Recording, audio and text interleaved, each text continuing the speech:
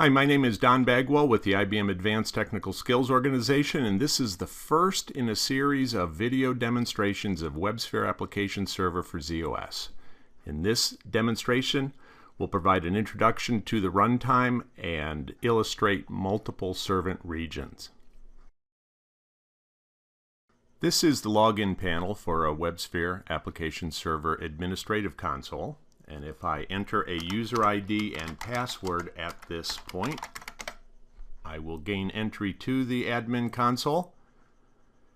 And if I am an administrator of WebSphere on some other platform than zOS, I look at this and I think this looks just like any other platform. Over here on the navigation tree, all of the main items are the same on zOS as it is on the other platforms. And in fact, there's nothing on this screen at all that indicates that this is a zOS administration console. So what can we do with this? Well, if we look under System Administration and click on Nodes, we can get a sense for how many nodes are defined to this environment. And here we see there are two of them. One is a Deployment Manager node and the other is a Federated Application Server node. And if we come up and take a look at applications, all applications, we will see that we have one application defined in this environment.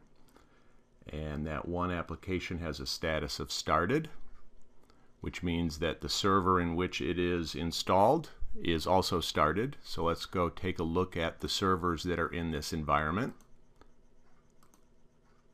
And we see that there is one server defined. It has a status of started. And that looks to be the environment that we have here. A relatively simple network deployment environment with a deployment manager, one node, one application server, and one application. So what does this look like in zOS? Let's go take a look at that now. This is a TSO session into the zOS system where the WAS environment is running. And what we're going to do is take a look at the address spaces that make up that WAS runtime environment. So if we go to equal SDSF DA to show the active tasks on the system, we see a whole bunch. But if we set a prefix of Z9, which happens to be the first two characters of our WebSphere environment, we can see just those address spaces associated with the runtime environment. And here we see that we have 6 of these. And if we just work from the top and go to the bottom, then we see the first one, based on the name, is the node agent. The next one is the zOS location service daemon.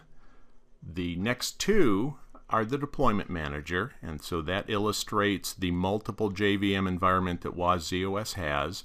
The first one, Z9DMGR, is the control region. Z9DMGRS is the servant region. The S indicates servant. And then the final two are the application server, controller, and servant region for our environment. If we draw a picture of our environment based on what we saw in the 3270 screen as well as what we saw in the admin console, the picture would look something like this. We have two nodes, one for the deployment manager, one for the federated managed node. The deployment manager consists of a control region and a servant region, so there's 2 of the address spaces. The zOS location service daemon is its own address space sitting off to the side. Down in the federated node, we have a node agent, which is just a control region address space. And the application server consists of a control region and a servant region. Now each node also has a configuration file system associated with it, and on zOS we'll next look at what that looks like. This is a telnet session that's connected to the zOS system, and I have changed directories to was v85config/z9cell. That's where our environment is mounted. And if we issue an ls-al at this point, we see we have 3 directories under the z9cell directory. The 2 nodes show up as z9dm node and z9 node A. And if we wish to see the file system datasets that are mounted at those mount points, we can issue a df and grep on the directory was v85config z9 cell. And there are the two zOS datasets that hold the configuration file systems for the two nodes in this environment.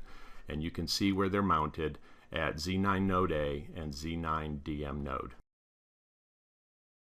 Now on zOS, a application server is not limited to a single servant region. You can configure more. So let's see where in the admin console that would be done.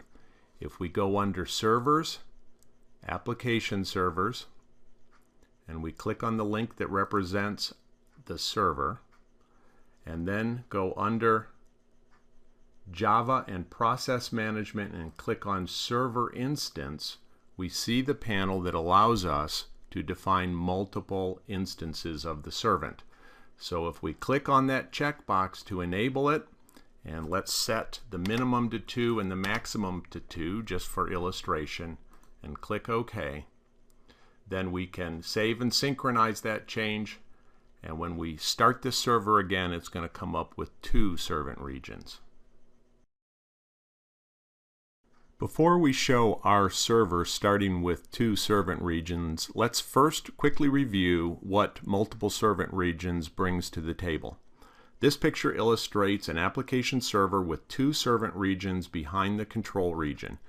In our case, we have the application Super Snoop deployed, and what this is showing is the application binaries for Super Snoop would exist in both servant region JVMs. Clients address their request to the control region then routes the request back to the servant regions. So what this provides is a form of inner cluster behind the controller. The controller works with zOS WLM to route work to the servants, and zOS WLM will automatically restart any failed servant region. zOS WLM will also maintain any session affinities that are created to a servant region JVM. And if you're curious, yes, session replication between servant regions is supported, and we'll illustrate that in just a bit. With the change to the server instance to allow multiple instances with min of 2 and max of 2, we restarted the application server, and now if we look at the 3270 screen, we see that we have 2 servant regions under the application server. From a WebSphere Administrative Console perspective, we still have just a server. There are 2 servants behind the server, but from the admin console perspective, it's still 1 server. And if we look in the admin console to see where the Super Snoop application modules are deployed, we'll see that it's telling us it's deployed to the server. So we have an application server with 2 servants behind it with the Super Snoop application deployed. This screen is showing a browser with Super Snoop having been invoked. Now Super Snoop is an interesting application because it responds back with information about the server environment in which it's running. And in this case, you can see that it is confirming that the application is running in Z9 SR01A.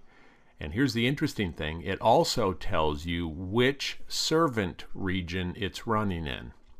Now the number STC00112 corresponds to one of the servant regions we saw earlier. Here's the 3270 display one more time showing the 2 servant regions, and what we see is Super Snoop is telling us that it landed in the STC00112 servant. Super Snoop is an application that creates HTTP session objects, which means that server affinity is created. Now, as we mentioned earlier, the controller will honor affinity requirements and route this client's requests back to the servant in which the object exists. We can prove that with Super Snoop by refreshing the screen and watching the page count go up and observing that the servant region STC number stays the same. We're going to do that, watch the number increment, but the STC number stay the same.